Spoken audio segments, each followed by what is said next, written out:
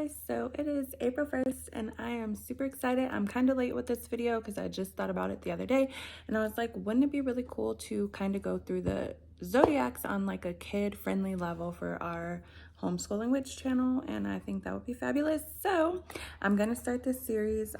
Typically I will do it on like right before like the beginning of that season or that zodiac sign, but we're already a little bit into the Aries season, as you can see, as you know, if you're a witch, because the first day of the Aries season is Ostara, and most witches celebrate the will of the year, and we do Ostara and celebrate the welcoming of spring and all that good stuff, and it's the beginning of the year for us. But here we go today, April 1st, Aries gang. I'm Aries April. Aries April, Aries, however you say it, y'all know what I mean. So here we go. I have a couple of books that I got my girls, and I think that I did them in our what we're doing this year for school, but we haven't got into them yet, but we will be, and they are really cool. This one is the Junior Astrology Guide, and it goes over a ton of stuff for each zodiac sign. So it gives you kind of like an introduction and stuff like that. I'm just gonna break into the Aries situation. So right here, it lets you know, this is how the Aries section looks. You can pause that and read, but I'm gonna read a little bit of it. So Aries is from March 21st to April 19th. It says, as the first of fire signs and also the first of all the signs, Aries is a leader in all things. You are extremely energetic and confident, always looking for new adventures. You are a trailblazer and a trendsetter, and you push everyone around you to explore and achieve bigger and better things. You love life and want to experience everything and be the best at everything. You never back down from a fight and will stand beside your friends to the end. So yes, as Aries, we are very just like loyal, hardcore loyal people. Your favorite color tends to be red. You love new clothes and roller coasters. You win most arguments, and you love applause. You don't love to share. You hate being ignored. That's a big one for me. I really hate that. You're not a very good loser, and you often refuse to hear the word no. So I can identify with most of that stuff, not on the extreme level, probably as most Aries are, but yeah, I can be pretty intense. And then, so then it goes on to say your compatibility, if I could talk, friends with, you're compatible with a number of signs: Gemini, Leo, Libra, and other Aries. So I know that I am super good with Gemini. I'm okay with Libra, and I don't know about Leo. It can be whatever. And then other Aries, I do have a Aries that I was good friends with. I don't know if I was pretty good friends with. So yeah, I feel like that matches me. I don't know about you other Aries out there, but yeah. And then your better half, the person who will compliment you, is likely to be an air sign, someone who will feed your fire but won't compete for it. A Gemini in particular will share many interests with you, be happy to be led by you, and be able to keep up with your high energy. So yes, I do get along very well with Geminis. But my dad is a Gemini, and me and him are really close. And then one of my daughters is a Gemini, and we're just like the yin to the yang with each other. And then my husband, just ironically, is an air sign, so it just all works out. So that doesn't mean things would be perfect, but yeah, pretty good.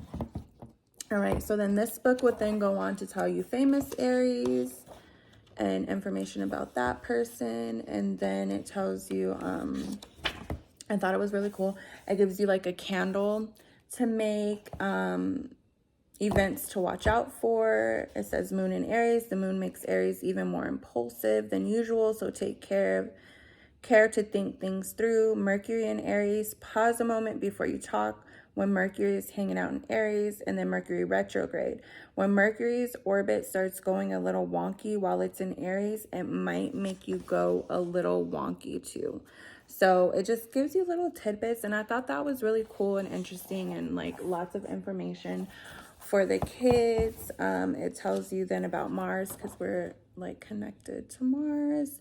And then it also goes into stuff about the sun and Jupiter and then it switches over to Taurus and does the same thing, and so on and so forth for all the zodiacs. So we'll get into that when those things come. But yeah, this is a pretty good book, I would say, and I am excited to dive into it with my girls, and especially to get them more in tune with their own zodiac signs. And then so this one too, The Secrets of Astrology. I thought this one was super, super fabulous because it but it goes into like your houses. So if you're into like astrology and witchcraft and everything, you know about your houses and all that stuff. And this is just perfect for beginners. It breaks it down for them so that they can see a little bit into it, like especially as a kid. And then, you know, of course, as they get older, they can go into more heavier books and more details and things like that. So again, for the Aries side of things, it shows beautiful graphics, and it just says, again, Aries is from March 21st to April 20th. This one says April 20th. The other one said April 19th. So, something to look into. So this one says Aries is strong and full of vitality, like its animal, the ram. People who are Aries tend to be extroverted and like to take charge. They need action, know how to get the job done, and we do. So then it shows the symbol. The polarity is positive, mode cardinal, element fire, ruling planet Mars, parts of the body, head, and adrenal glands. I don't know what that is, but we'll look into it. Anyhow, so then it goes into Aries in the sky. So it shows like the constellation thing. And then it gives some more information about Aries, and then it says they have tons of energy, brave and fearless, childlike. So just little, you know, things about their personality traits. And then it'll move on to Taurus. So another thing that I liked about this book is it'll go through all the zodiac signs, but then you get to chapter 3, and it tells you about all the planets, which is important too, you know, especially with learning how to read your chart. So it goes into the planets, and then it will go into, where's that at? Oh my God, that's everywhere. And then I think after that it goes into the charts. So it gives you a lot of information on the planets, like different aspects and stuff like that. And it also gives you information, looks like, on like stuff like Chiron, which you can find in your planet. It's like the place where you're hurting at. Okay, so here we go. Now we're on chapter 4, and then it gives you the houses.